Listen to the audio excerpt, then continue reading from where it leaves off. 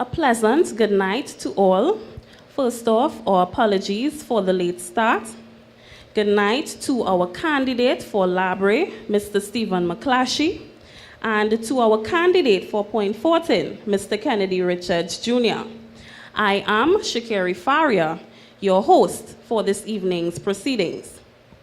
At this time, we get ready for the playing of our country's national anthem. Everyone, please stand.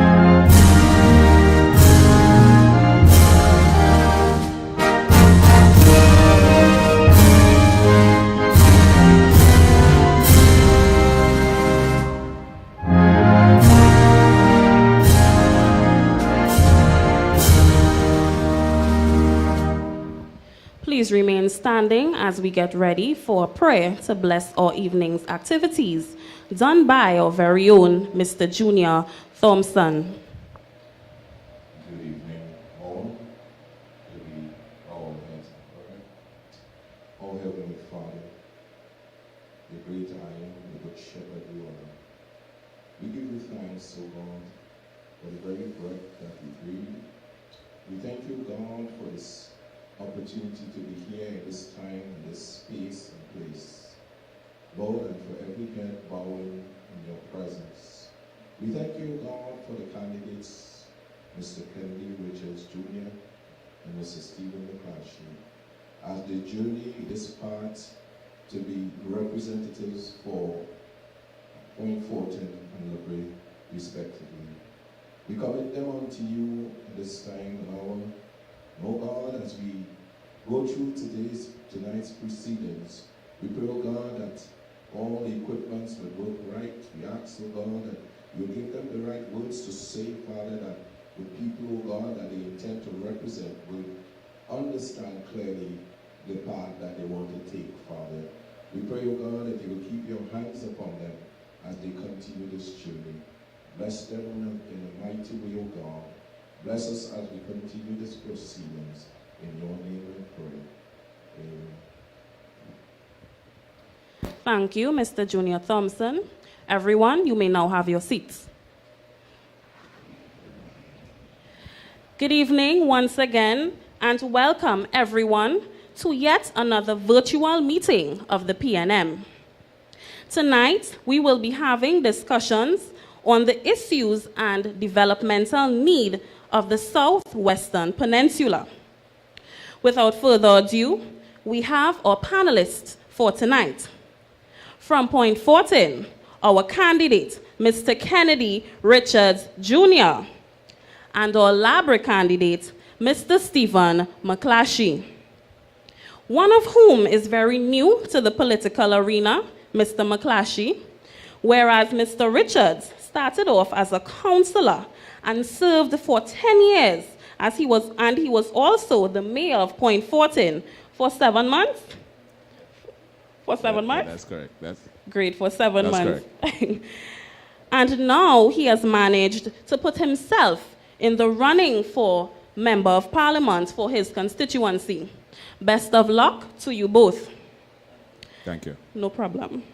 So, ladies and gentlemen, our candidates once more.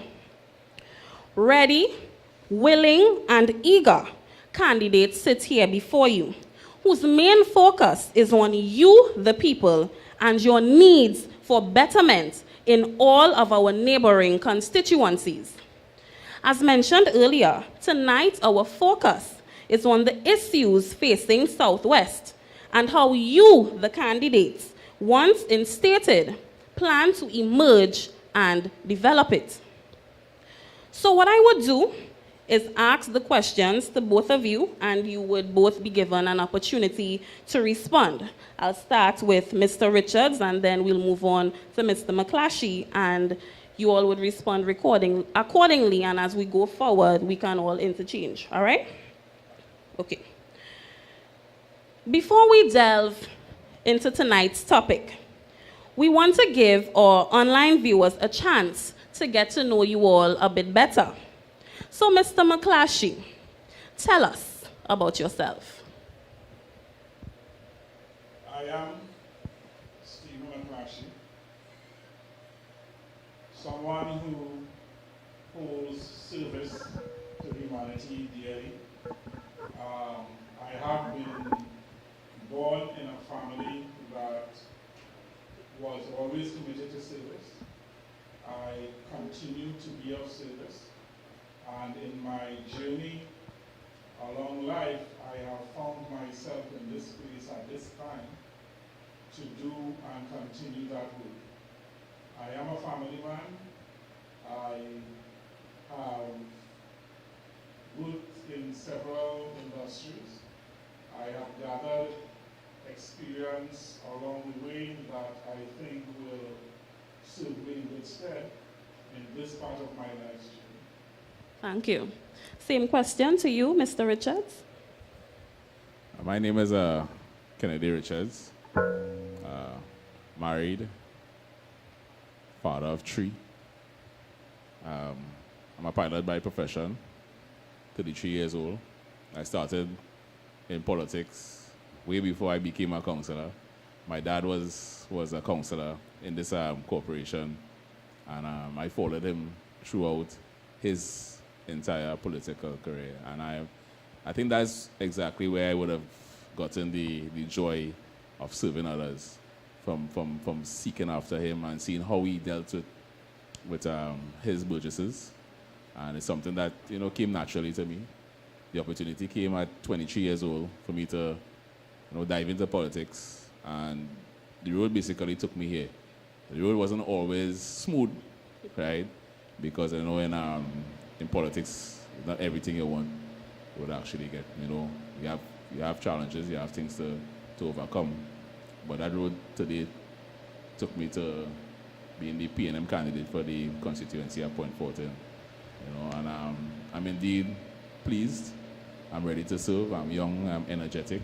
I'm also experienced, but with that experience, I'm not taking anything for granted. We have work to get done, and I'm here about the business of the people at Point Fortin. Thank you. Now, Mr. Richards, recently I saw a video with you on Facebook playing basketball. Now, is that one of your hobbies?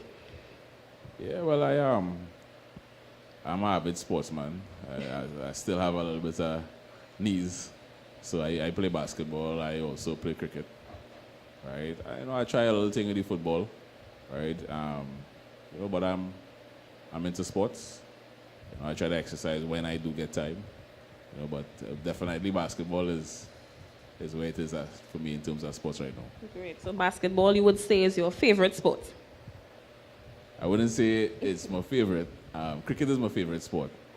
But basketball allows me the opportunity to exercise, get some bragging rights, and, still stay active, because basketball is like an hour and a half. Cricket is a whole day thing, and when you're in politics, you just don't have a whole day to spend on yourself sometimes. When you're giving yourself to service, people tend to come first in terms of your time. So basketball gives me the opportunity to be active. You can call it the favorite. No, but, I really love cricket. Thank you. Mr. McClashy, tell us some of your hobbies. I am a couch potato right now that love English community, so I take every opportunity I get. But I have been involved in sport. I grew up next to my river, so every sport that was possible to play, I played, from netball to table tennis to basketball. I played some competition basketball at the age of 16, 17, but then everybody got too tall for me. So that wasn't a good option after that. I got into martial arts at the age of 19, and I have trained for the past 45 years. I'm a 4-degree black belt. It's still my first love. And I continue even today to do some workout, but not as much as I used to do as a young man when I was in competition and stuff. I've also, in the borough of Comforting, probably opened the first commercial gym, muscle and fitness center right next to the Oval, that I ran for like about 10 years. I did a bit of cycling, road cycling, and so I've been involved in sport in many arenas over the years, but martial arts remains my first love. So before the end of tonight, we would be seeing some moves to the front. I would hope. Not necessarily, you can't give away trade secrets. I'm also curious to know which teams he supports in the EPL as well, you know? Oh, Arsenal, definitely, best team. We may argue about that. I think we can all argue about that. I think we can. I know that recently, Mr. Richards, you made a post on your Facebook page about your father, and you also mentioned him a bit earlier, being your inspiration and him giving you the necessary tools to be successful in your political journey. Tell us a little bit about that. Well, as I said, from an early age, I basically, like any young man, you know, I trail my dad. And seeing, you know, what he would have done, gave me, ideas how to be as a representative, But besides that, he would have instilled certain lessons in me, right? There was this one time, and I'll just give this story. He bought a bike. I was pestering him, I needed a bike. No, I took up, right? And when I actually got the bike, I rode the bike, and then in the community, so everybody riding the bike. It's the community bike, right? Which he didn't have a problem with. But he always said, what is yours? You need to be responsible for it, right? And I wasn't responsible enough, so someone destroyed my bike, right? And I went back to him now, said, Dad, I needed some money to fix this bike, right? And he told me no, right? And while at that point in time, I thought it was harsh, right? Eventually I worked, I did a little PJ and I fixed my bike, right? But because of that simple lesson, I tend to appreciate opportunities a lot more. So being 33 years old and just being able to represent the People's National Movement, right, in a general election, right, that is something that I don't take lightly, right? So it's not something that I tend to play with. I'm always serious. I became the mayor at 32. These are things that you only dream about, right? And it's an opportunity. And because of the way I was brought up, I don't take things lightly. There's work to be done. There are things to be done. And I think I'm the person there to get that done. And I must commend you, though, thus far you have done a magnificent job, and you are continuing to do a magnificent job for the constituency of Point Fortin. Thank you. And Mr. McClashy, you have been in the energy industry as a national energy executive for quite some time. And now you are making a transition from the line of energy to politics. Tell us what inspired that transition. Well, as I said earlier, I was born into a family that took politics seriously, that looked at community involvement. My father, who lived in Point Fortin, was a member of a now defunct club called Dynamos. Anybody who knows about Dynamos in Point Fortin knows about the rich history. In fact, Kennedy Jr.'s father was a member of Dynamos, and he was a pretty good pace bowler and cricketer. So I knew him from back in those days. But I have been a member of the JC's movement international. I've been a Rotarian. I have been involved on state boards like SWARA and Lake Ascot. And therefore, I have had over time the opportunity to assess and to make some judgments about where this country is going and what will get us there. So when this opportunity came and I put my name forward to be considered, I saw it just as an extension of that life's route. I have been involved in, you say energy, but I have been involved, yeah, let's say energy.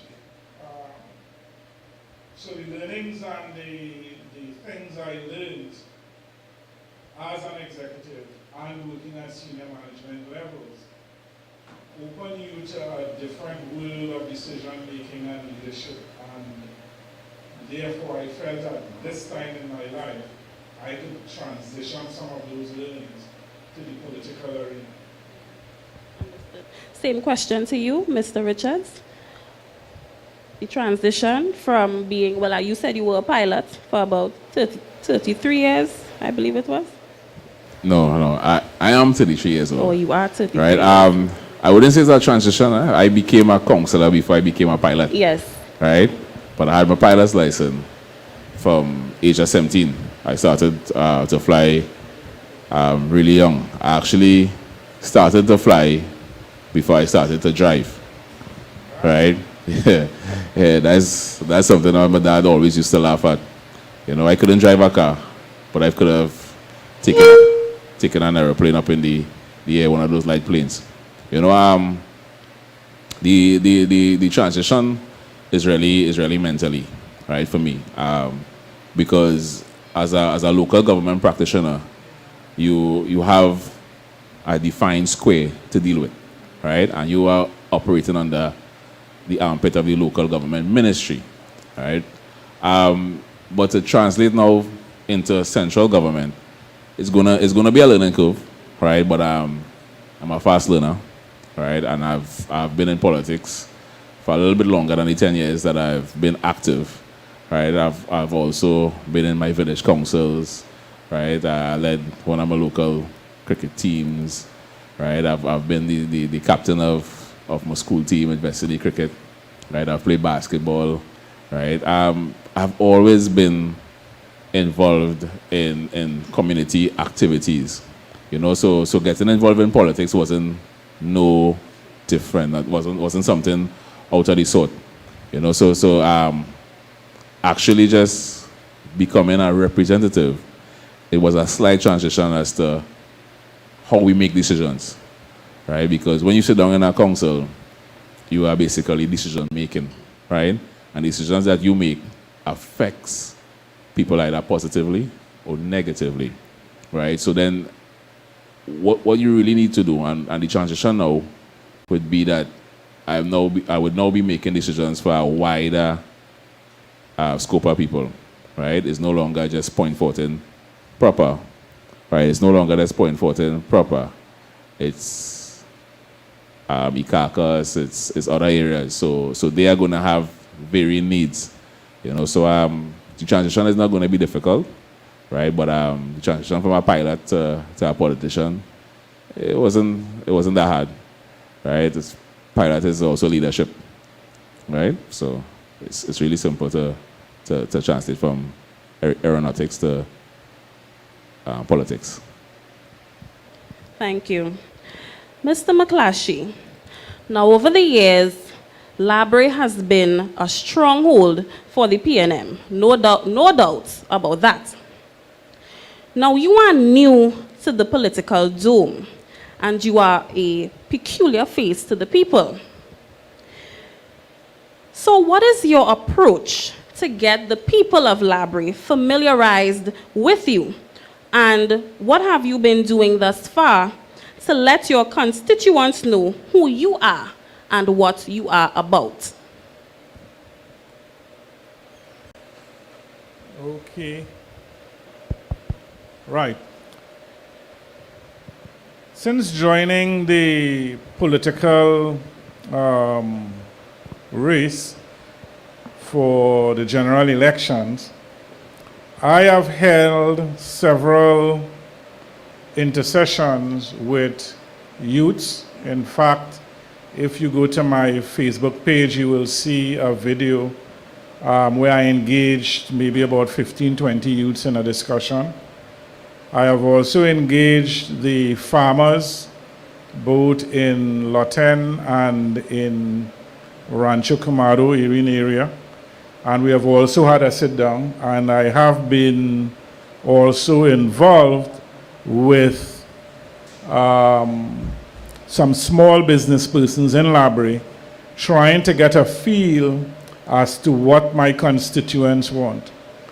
Being new to the political game may be a plus because I walk with no baggage. And I bring a fresh look to old issues and old ways of doing things. And I will continue to allow myself to be taught by the constituents what is needed to be done. I come into this place with no preconceived ideas, with no notions that I can get everything done myself or feel that I am more brilliant than anybody else. What I do know is that leadership is needed in Labrie. And to lead, you have to have followers, and you have to listen to those followers. You have to be engaged by them. I tell people that you are my boss, I am not your boss, so I have to listen to you. And in doing that, I have gotten a number of really great insights into some very special projects and things that we can undertake that would really push not just Labrie, but the Southwest Peninsula in general. You know, I joke, I walked Cochrane the other day, and I am on one side of the street as Labrie, and the other side of the street is Point Fortin. Somebody asked me, what about the community center in Cochrane, or putting a community center in Cochrane? And I had a good chuckle as to which MP will put the community center in Cochrane, because we both serve Cochrane on different sides of the road. So those things become quite some nuances and says how attached we are at the hip. And if you go to Salazar Trace and you ask somebody in Salazar Trace where they're from, they're not going to say Labrie, they're going to say Point Fortin, Loten, Parrylands, all the same. So what I'm bringing to the table is the ability to pull those disparate areas together and try to make some sense out of it and forge new and different ways forward. Thank you. Mr. Kennedy, now you are already established in your constituency because of the platforms you've held previously.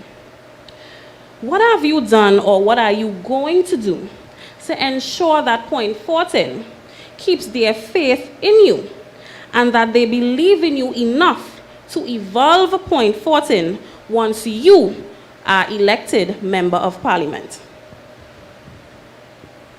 When elected a Member of Parliament, I think the first order of the day should actually be meeting the people at their point of need. Now, I think that's something that we take for granted. You know, Stephen just said that Cochrane is Point Fortin on one side and Labrie on the next side, right? And what that says to me is that everyone has different needs, right?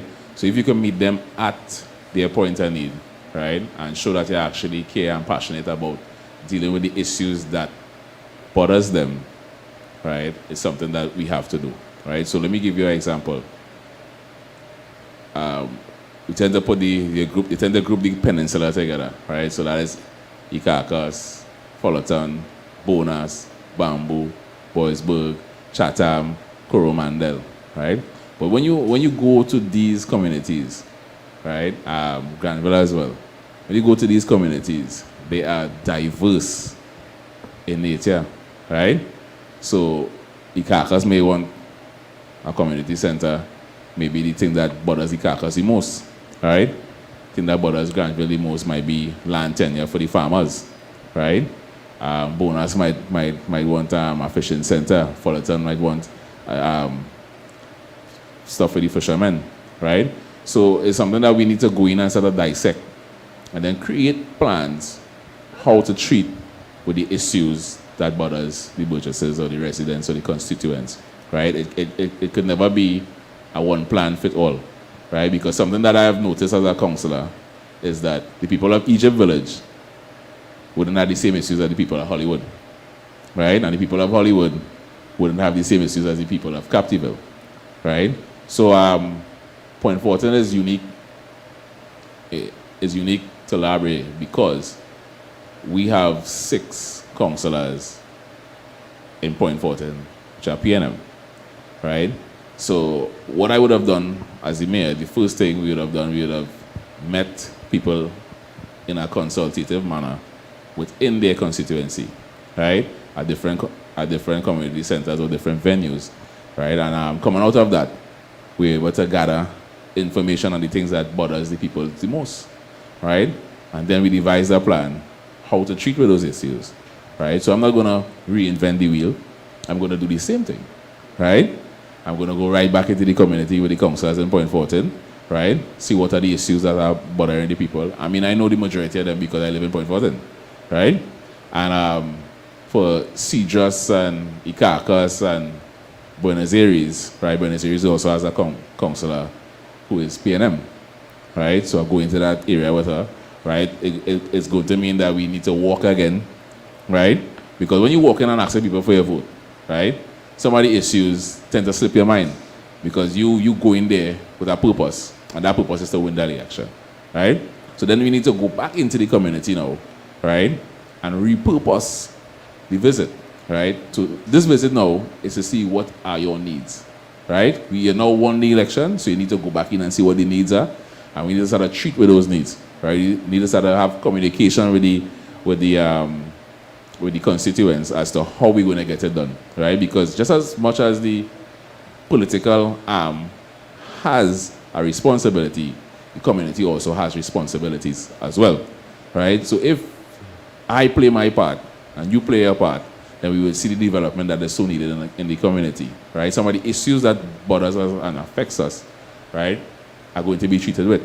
You know, as a representative, it hurts my heart to see that there are still rural villages and some people don't have electricity or water, in 2020, right? I'm not certain what may have been the circumstances behind that, but those are things that we need to treat with, first and foremost, right? Because young children need to have an opportunity, right, of electricity so that they could study, so that they could, be able to be the pilots, be able to be the businessmen, be able to be whatever they want to be in this life. So we have a role to play so that they can play their role as well. So, it's going to be a long journey, but the journey is what I'm here for, right? And, the destination for Point Fortin is something that we all have to chart together.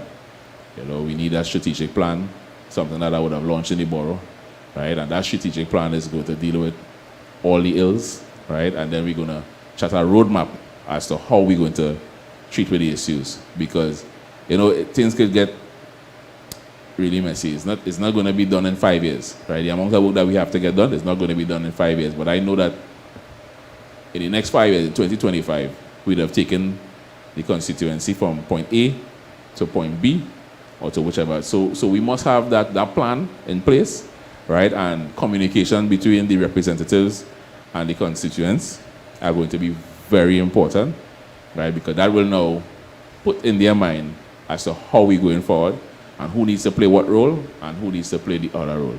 And I think we will be fine. I think we will be fine. And I'm definitely, ready for the challenge and have a plan in place. I don't operate without a plan. No pilot don't pick up a plane and fly from point A to point B without a plan, right? So I operate in here as the captain, right? And I chart a plan ready for point 14 and just to meet with the constituents after the election and see what destination they want to go, right? And together we will get there. Thank you, Captain. We look forward. Mr. McClashy, what is your approach to facilitate the change that the people of Labrie would like to see? Because many residents would argue that there is a lot to be done in Labrie, a lot more to be done in Labrie. What is your vision for your constituency once you are elected the Member of Parliament? Labrie is a very complex constituency. And as Kennedy said, different parts of Labrie have different needs. So a lot of people think of Labrie as Labrie, but they don't see Loten as Labrie, they don't see Parilands as Labrie, they don't see Salazar Trace.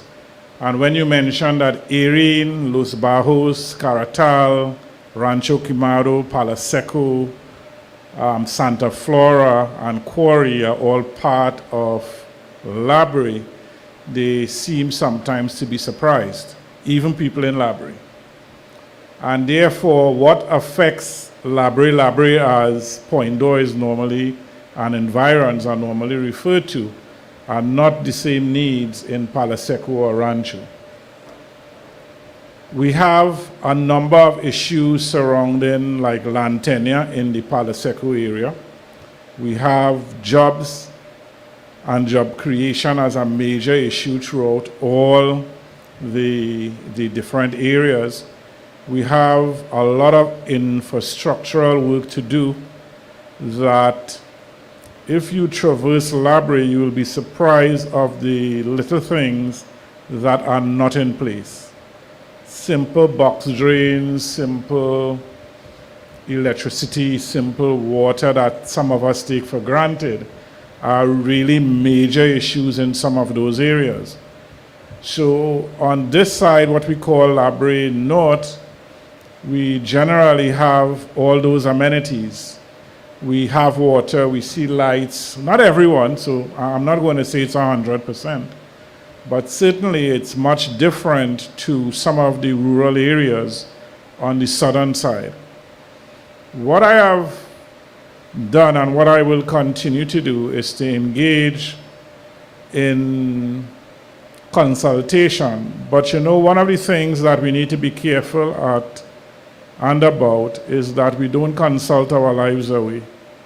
At some point in time, we need to work with people and prioritize what they see as their number 1, 2, and 3 needs.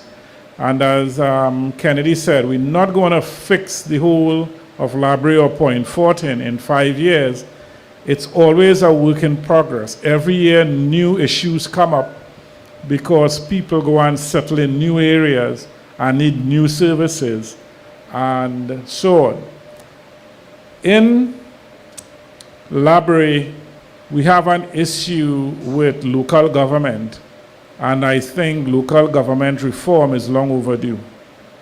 Because some of the simple things we cannot do ourselves, we need to wait on the Superior Regional Corporation, and you know who runs that corporation, so you know who will get first service. Plain talk, bad manners. And that leaves a lot of infrastructural things within the Labrie community wanting. We need to move Labrie and create a vision, and not a 2025 vision, as I keep saying. We need to have a 20-year, 25-year vision for our community. We need to get people involved. We need to move people away from the dependency syndrome. Government, central government that is, has its role to play. But citizens, party groups, village councils, sporting organizations also have a role to play in the development of the community. You cannot, people keep speaking about sporting areas and recreation. But when I traverse the entire library community and Point 14, I see a lot of grounds with lights that are underutilized. Nobody on them. I see basketball courts burning electricity, nobody bouncing ball. And I ask myself, we want big items like the Point Door development and the velodrome in Paliseco. But if we don't start creating competitions and finding ways to get the youth involved in using those grounds, the bigger grounds not going to make no sense because you're going to have nobody to put on the grounds. So the issue is government cannot come and legislate or provide the competitions by which people in the community have to play. So the people in the community have to play their part. And what I keep getting and what I need to work with these different organizations, whether it's cultural, sporting, or whatever, we need to create an environment that we could actually create things for ourselves. Labre is a place you could actually do staycations. We have the pitch lake, we have the beaches. We're now refurbishing the mud volcano in Lucero. We have nature parks in Santa Flora, and it's some of the best kept secrets in the world. We need, as a Southwest Peninsula, to start selling our products from a tourism standpoint and get things done. Culturally, one of the things that, in speaking to people, I have already, and I will say it now so that you get a sense of where I'm going. Labre is well known for Bedrock, which is the fete after Borough Day, the Sunday after Borough Day. There is nothing wrong with having a Bedrock Gospel, a Bedrock Youth Fest, a Bedrock Jazz, a Bedrock Pan, and create, just like Point 14 has in the Borough Day space. We're not going to try to duplicate that with a week of activities. That cannot be duplicated very effectively anyway. I think Point have a good handle on that. But we need to bring the cultural expressions in the rest of the Southwest Peninsula. We need to showcase it. We need to do things. Remember, youths now think very differently, and they have very different ways of expressing culture. They don't see pan and calypso and limbo and thing as, they know it's part of their culture, but they don't live it every day. They into Zessa music and dance hall, and that is their expression, and you cannot say that that is unreal for them. So you have to find a way to potentially bring that to the fore. So as not to hog the limelight or the thing too much, what I will say is that we need to reach out and get people involved and get them to understand that if they're not part of the solution, they remain part of the problem. And I'll end there. Thank you very much, Mr. McClashy. Well said. At this time, we will take a short 10-minute intermission, and we will be right back.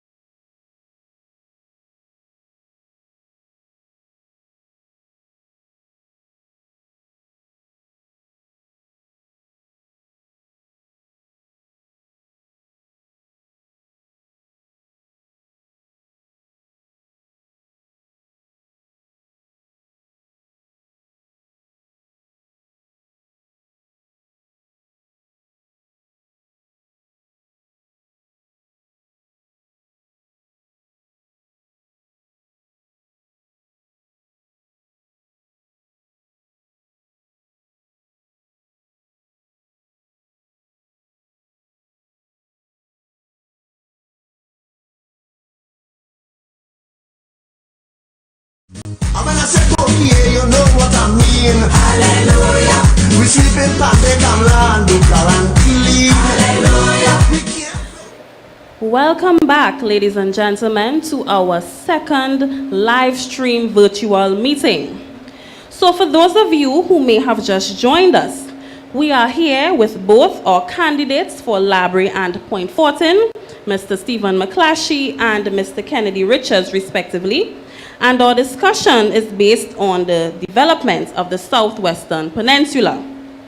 At this time, we get ready for a song called A Prime Minister's Inspiration, done by the very beautiful, talented, and reigning Little Miss Point Fortin.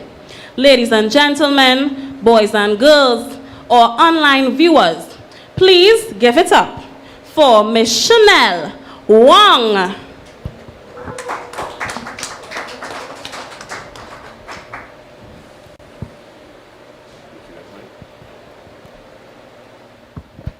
A pleasant good night, my PNM people.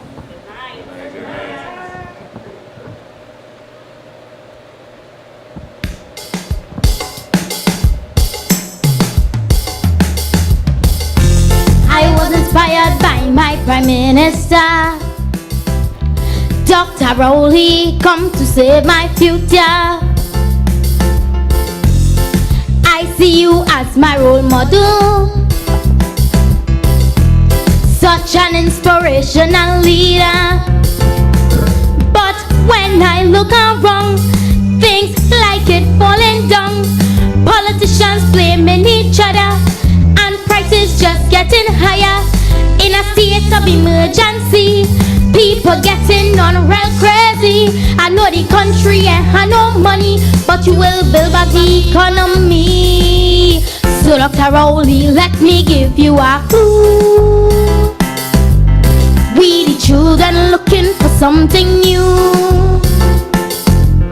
The whole nation depends on you as an exemplar, and that is my view.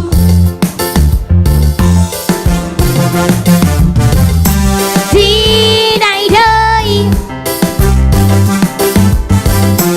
Did I die? Did I die?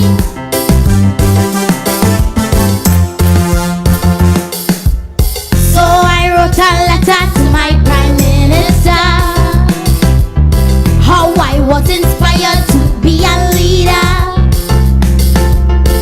Oh, how I observe you diligently. I admire how you run the country. Cause despite of what some may say, we have problems here today. And even when it's rough, we just have to be tough. Working hard, I see a better TNT, forge from the love of liberty, successful eventually. So Dr. Rowley, let me give you a clue. We the children looking for something new. The whole nation depends on you as an exemplar, and that is my view.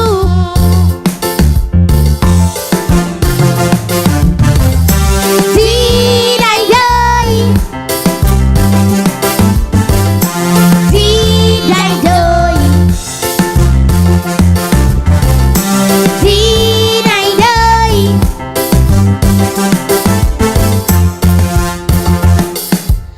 I plead to the elders of TNT to support the leader of our country. Help him, he needs our support. I tell you, and that ain't no sport. With shoulders to the wheel, regardless of how we feel, we can save our land if united we stand. Forget the division, success must be our mission. Dr. Rowley, we call on you, and you know what to do. So Dr. Rowley, let me give you a clue.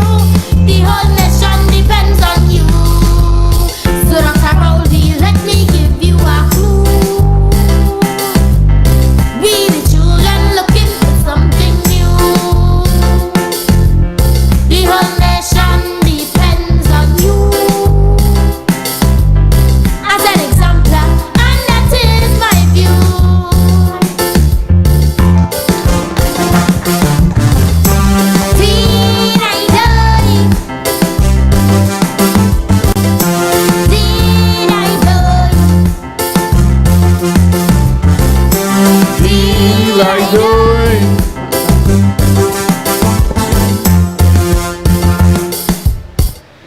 Well done, Miss Chanel Wong. Fantastic job. Coming right out of library.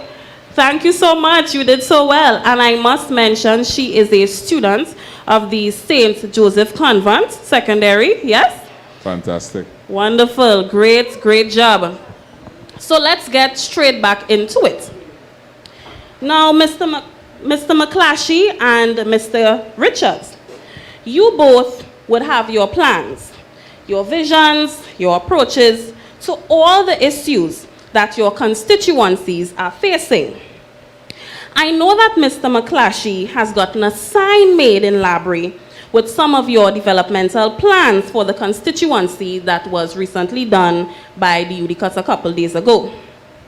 And to my knowing, during your walkabouts, you alerted residents that this sign was of great importance to you. And a couple weeks later, it's up. So is this the kind of swift performance that constituents can expect from you once you are elected Member of Parliament? I prefer steady than swift. Sometimes when you're too swift to do things, you make the wrong choices. So I would like to say steady. During my walkabouts in library, people were complaining about the community center. And we were saying that the community center is already in play and that UDCAT was managing the entire Point Door development program. That was very much a big secret to most people. So we reached out to UDCAT and say, listen, if you're doing this program, it would be nice at the point of where you're doing the program to put up those signs that says you are doing a project here and that we could understand and see tangibly what the project looks like. And they did. And you know, last week, the contractor was mobilized to start demolishing the library community center to rebuild, but that had to be stopped temporarily because the center also serves as a polling station, and therefore after the elections we will see some swift work done on that particular building. I think it's a signature project for library in terms of how they want to create that space and recreate it. But we will have to make sure and work towards getting the facilities adequately used in a manner for which it was designed.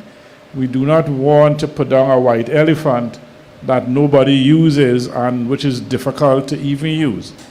So my thinking from now is how do we actually get the activities in gear so that when it's done, we don't have to start again. Thank you, Mr. McClashy. Mr. Richards, Point Fortin is well known for its borough celebrations. Unfortunately, due to this unexpected pandemic, the celebrations had to be cancelled. Once things are up and running for 2021, what can the people of Point Fortin and nationwide expect to look forward to for borough celebrations next year? Well, with regards to the Borough Day celebrations, when I became mayor on the 16th of December 2019, you know, we have always been a town that celebrates festivals to the max, and whether it's religious or whether it's Borough Day. Right? We embarked on a program to actually spruce up our celebration, and not just spruce it up, but also made the celebrations financially viable. A lot of people may not know, but the corporation injects a lot of cash into the borough, into the Borough Day activities without getting back cash, right? So that was one of the things I wanted to address, because I saw that as an investment. Right? And if you invest in something, then it should pay dividends for you down the road, right? Or instantly or maybe a few years down the road. So we want to utilize the birthday celebrations, not to be the same old, but want to bring technology into that celebration. We want to bring some unique ideas into the celebration, right?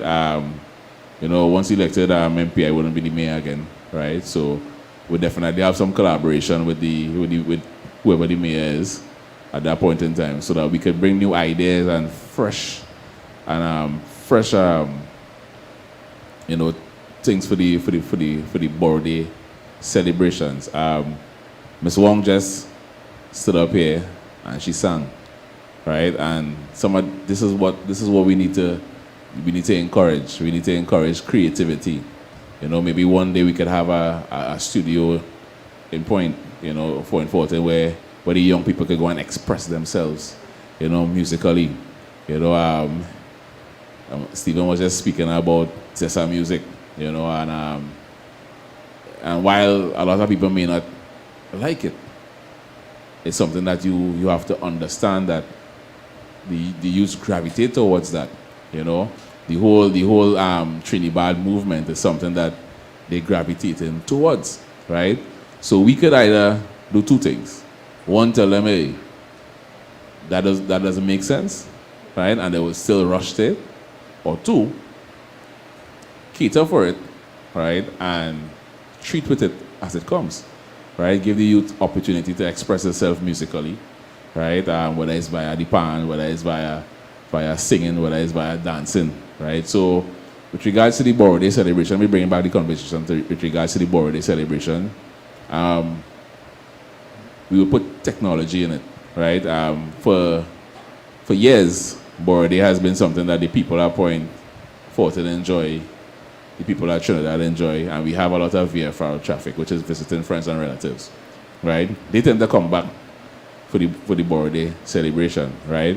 But my idea as mayor was to market the birthday celebration in such a way that it brings tourists towards the borough, right? People who just want to see what birthday is all about, right? And coming out of that market, and if we could market Point Fortin and Labrie, right, which we consider brother and sister children, right, as festival cities, as festival towns, right, then that could aid with cultural, right, tourism right here in Point Fortin and right there in Labrie. I mean, on the Southwestern Peninsula, sometimes people want to take a little drive down here, we don't even have a hotel, right? So that's one of the things that we open that we could address on the Clifton Hill Beach, somewhere on the Clifton Hill Beach area. You can have a little hotel, a little bed and breakfast. Sometimes when a man, you come down here, you spend the weekend, right? So you come for the birthday, right? You like what you see, so you stay. And that turns over the economy. We have a lot we could do to enhance the birthday celebration. We would have tried a lot of different things this year. We tried to change the route of the parade, the Jubilee celebration, trying to change the route, 2 different starting points, right? Give the people a little bit of longer time to revel on the street. We did a lot of stuff concerning birthday this year. Unfortunately, we had to postpone it, right? But next year is definitely going to be technology, right? You're gonna see more events, right? We're gonna encourage more private businesses to get involved in the celebration, because for years the celebration has been carried on the back of the Point Fortin Borough Corporation. See if we could get private sponsors and more people to buy into the borough, we could create that product, because borough is a product. We could create that product internationally, right? So, coming maybe 5-10 years, borough should be something as big as Carnival. It's never going to be the second Carnival, because Carnival and borough is 2 different things. Right? Borough is like a cultural extravaganza where you have different things on different nights. We cater for gospel, we cater for the churchgoers, we cater for those who want to dance, we cater for everything. Carnival is wine and jam, right? But borough is something different, right? And if you're not from Point, then you need to come and experience a Point Fortin borough day, right? To understand what borough day really is. And we want to carry that experience worldwide, right? I believe that when you pick up a magazine on an airplane, you should be able to see Point Fortin Borough Day, right? I believe that when you touch down in New York and you look up at the big screen, you should be able to see Point Fortin somewhere up there. We have to market Point Fortin as more than Borough Day, but as a destination. But Borough Day is going to be something that we could utilize to put Point Fortin in the place that it should be culturally. Thank you. So for those of you viewing online, and those of you gathered here tonight, we invite you to send your questions to your respective candidates, asking them anything that you would like to get answered. So a question from the audience to you, Mr. McClashy. What about the construction of the Labrie Library? I get asked that question a lot. And my understanding, I do not have all the facts, but the facts that I do have is my understanding is that the present library is in a state of structural decay, and that the issue with NALIS is health and safety of workers based on the movement of the foundation and so on. I am committed to seeing a library re-established in the Labrie area, as I am with maybe the Santa Flora Palo Seco area, not to leave them out. But my idea of a library has to be slightly different from what we are accustomed to as libraries. Paper books are is a thing, I wouldn't say of the past, but the technology has made it somewhat, I do not want to use the word obsolete, but a lot of the research and a lot of the learning and a lot of things that are being done now are basically computer-based and internet-driven. And therefore, what we need to do is to create a space where research and learning and interaction on the computer by maybe using programs that are interactive and so on, that would bring learning from the toddler to the adult. So that space has to be a little different. So my library of the future would have high-speed internet, laptops with printers and associated. And what the librarians do is instruct people on how to do research and to interact with the tools that we have. So it is on my agenda, and I plan to look at it when I'm elected, not if, so that we could move it forward and see how fast we could get some traction in re-establishing it. Thank you. Another question to you, Mr. McClashy. You have also been involved in a segment more so featuring young individuals, vibrant individuals at that, called Real Talk, which I have also had the privilege to be involved in. A lot of persons are admiring your approach with how you've incorporated this segment into your campaign, focusing on sectors such as entrepreneurship and many, many others. How do you plan to approach the sectors discussed on Real Talk for the benefit of the young people and, by extension, the constituents of Labrie? I would probably like to not use the young people in this as a particular example, because I think there is a lot of discussion to be still had with them in terms of forming a framework for action. But keeping on topic on the Southwest Peninsula and thing, what I would prefer to maybe spend a little time on is agriculture and agro-processing. We have an abundance of land within the Point Fortin, Chatham, Cedros, Lot 10, Rancho, Erin, that we have a lot of farmers that do a lot of different products. And I am thinking that we need to duplicate the efforts in Moruga with regards to agro-processing and developing an industry that deals with that.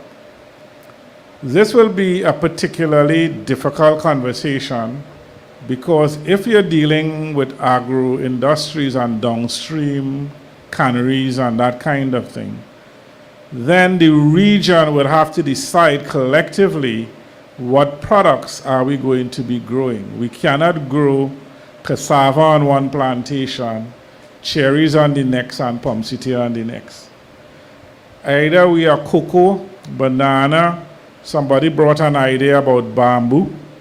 Bamboo is a big industry. You could make paper, you could make artifacts, you could make plates, you could make cutlery, you could do a whole lot of things with bamboo. But the idea is, what are we going to be known as? What will the Southwest Peninsula become known for when it comes to agriculture? Because once you set up downstream industries, you have to have constant feedstock in order to make it viable. So one of the major conversations we have to have, not just with the farmers of Labrie, but with the farmers of Point Fortin, is what are we going to be known for? What are we going to be doing as a downstream type industry? And work it from there, because anything else is wasting time. We cannot all be doing very different things and be talking agro-processing and stuff. So that for me is one of the more important issues at this time as it relates to job creation, skill development, education and training, and just covers a very wide range. So if we want to move from point A to point B in a particular industry, it has a lot of things going with it. How do we start educating young folk? What are the jobs that are going to be available? How are we going to market those products? And therefore, it starts with the discussion now and trying to forge how do we get to that point of creating that kind of agro-industry. Thank you. Now, this question is targeted to both our candidates. Some residents of both constituencies have felt neglected by our previous MPs. What can you tell our viewers and those gathered here this evening to reassure them they are not and will never be neglected by their upcoming MPs? I'll start with you, Mr. Richards. Well, the old saying that promises are comforts are full. One thing I don't do is make those promises and make idle promises that I won't make you feel neglected, right? Definitely coming from local government, right, and being somebody who survived 4 elections as a councillor, right. I know how to, service the constituents. And listen, Point Fortin constituency is huge, right? And I'm being real here. Point Fortin constituency is huge, right? So we have to set out time to walk, time to hold community meetings, right, and time to do different things within the community, right? Just as how this was my mantra. I walked and asked you for your vote, right? I will come back and walk to ask you what are your issues, right? It's not going to be a walk like how we are walking now for elections. It has to be a walk that is a purposeful walk as to how you're going to deal with the community. So it's going to be more scheduled. It's going to be a lot slower, right? It's going to be cottage meetings. By that time we should, have a handle on this whole COVID issue so that we could meet, in groups of maybe hundreds, 200s. Hopefully that when we set up a meeting, the constituents come out.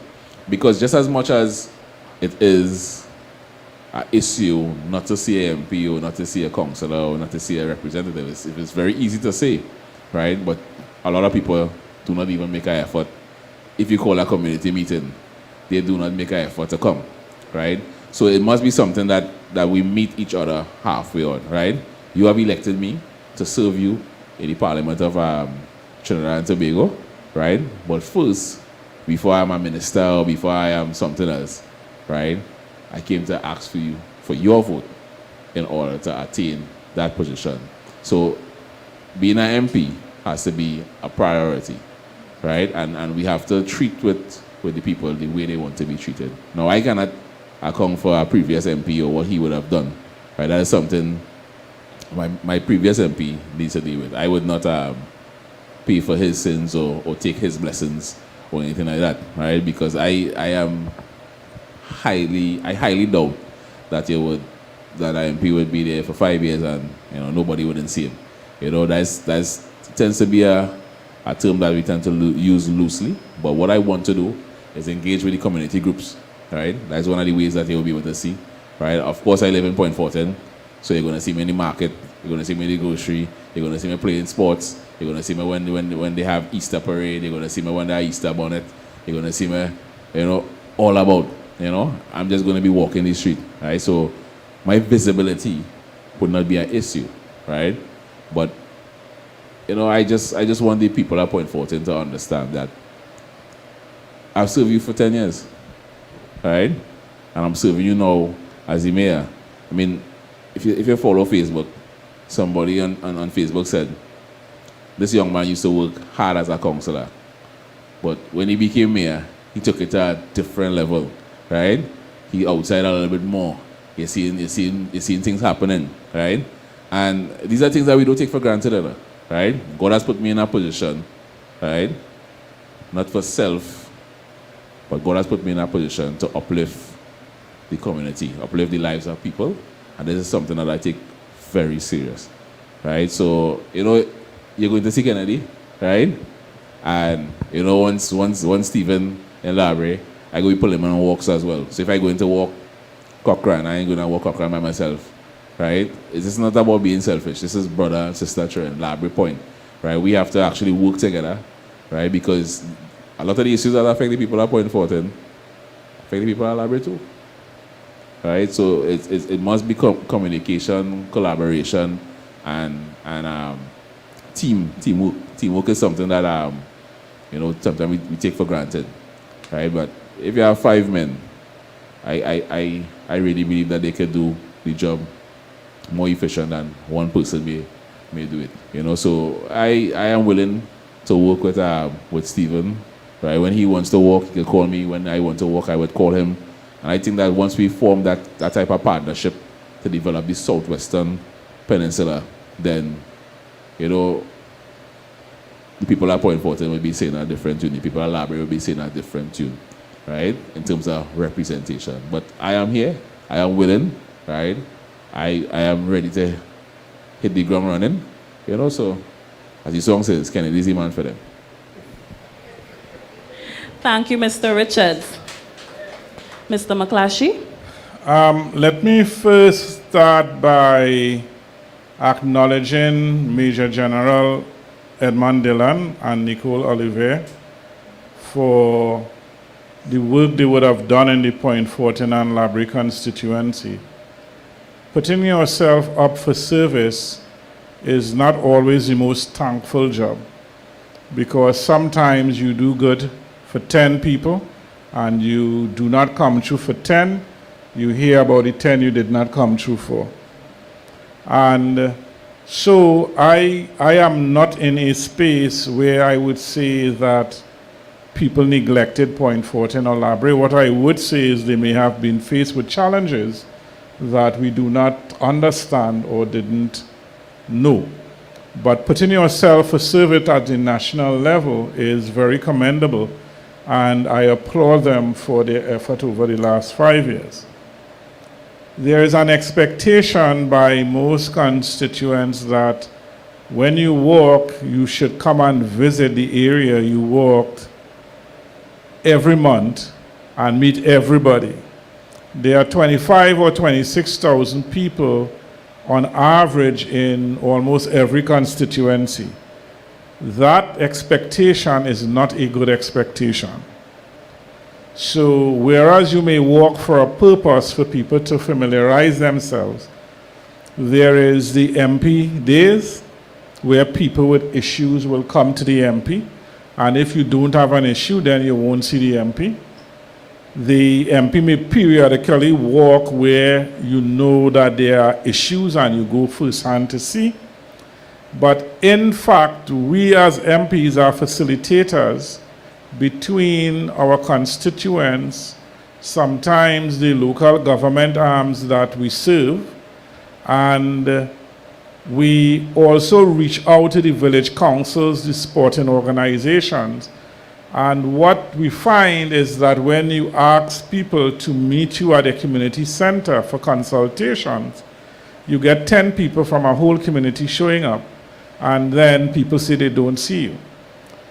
Having said that, however, it's something that we need to continue to do continuously, to engage people, but I want to set expectations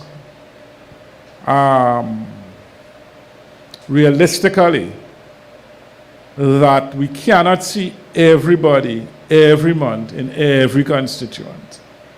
We need to develop a way of working together that you know where I am when I'm there, and you reach out and I reach out and so on.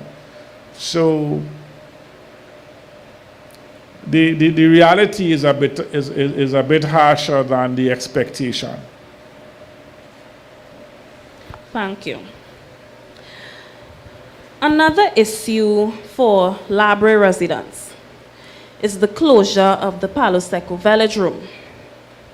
Over the years, this was the go-to place for hosting of sporting events and many other entertainment activities. But because of reduced maintenance and many other contributing factors, it is now completely inoperative. What is your approach to reintroducing the use of the facility and to ensure that poor maintenance isn't an issue in the future? I also get that question a lot. And the response is that just like the library development point door program, the velodrome is also in the hands of UDCOT. They have already designed and created an approach to rehabilitating and restarting the velodrome on a phased basis. And that is a conversation that is ongoing now. That started with the MP for the past MP for Library, Nicole Oliver, and the coordinator at the time, Robert Lehunt, in terms of engaging UDCOT and the community in determining what the design and look of the velodrome will be. Again, like the Point Door project, it's a well-kept secret, which I will try to remove as a secret and let people understand where we are in the project. The Prime Minister was very clear in some meetings he would have held in the last 2 years, and he would have given the directive for a working group to come up with a plan for the rehabilitation of the velodrome. That plan is well on the way, and I suspect, without promising, that we should see some movement in that regard by next year. That project, again, will take some time, but I also want to mention that during Nicole Oliver's time, as she would have introduced grounds and put in lights at number 8 Road, number 4 Road, at Dali Village. In fact, we're lighting the Dali Village playground and the Roselac playground. They would have done at least 4 playgrounds, created a community center in the quarry area, and those grounds remain underutilized. And those grounds are the feeder stock to the velodrome. So if the velodrome will have the big events, and these feeder grounds supposed to have activity taking place, and all you see people doing is taking a sweat, then you really have to question, how do we, when we get the velodrome, turn it into a work of art and a place where we could really keep major sporting events.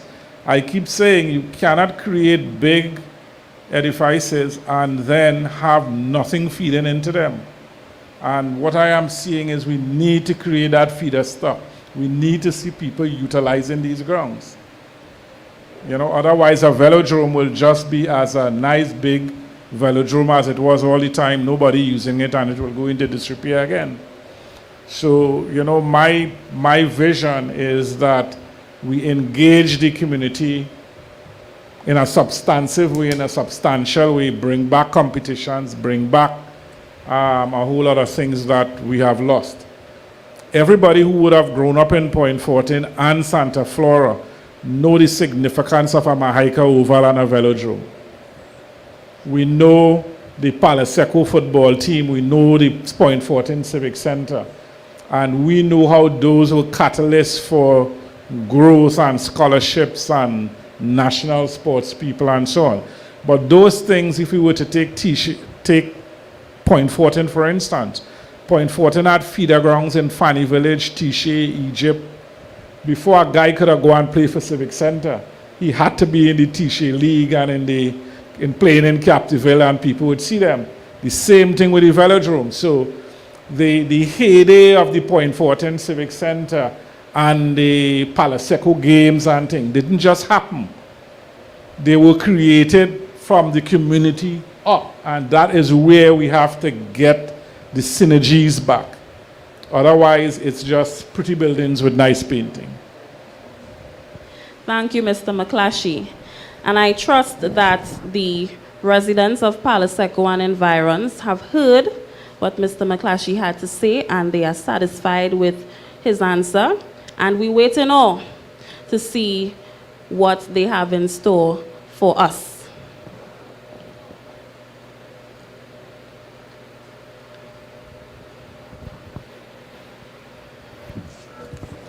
Another question from our viewers goes out to both our candidates. How do you both plan to improve the livelihood of the elderly? Mr. Richards?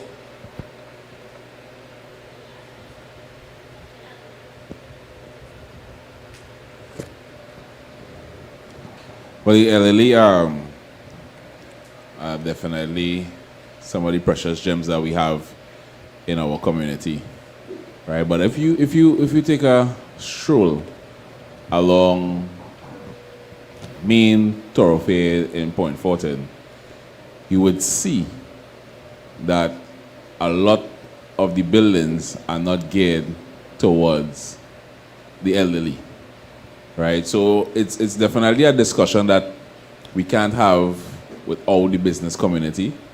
That is a discussion that we cannot have without community groups, right? There is a association of over 60, and I think they travel a lot, right? So we definitely have to meet with them and treat with some of the issues that they have. I mean, unfortunately, I have a lot of elderly people in my life who would have given me advice and who is around me. So I know some of the things that we could do and that are simple that could affect their life in a positive way. You know, today, I think today was the day they would have collected pension, right?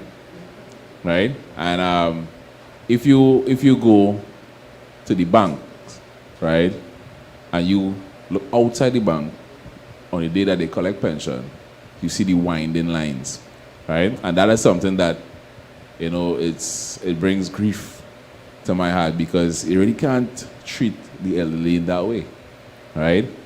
So we have to kind of meet them on their point of need, right? For that, they need to kind of warm up the technology a little bit, right? Because that technology would assist them in being more comfortable.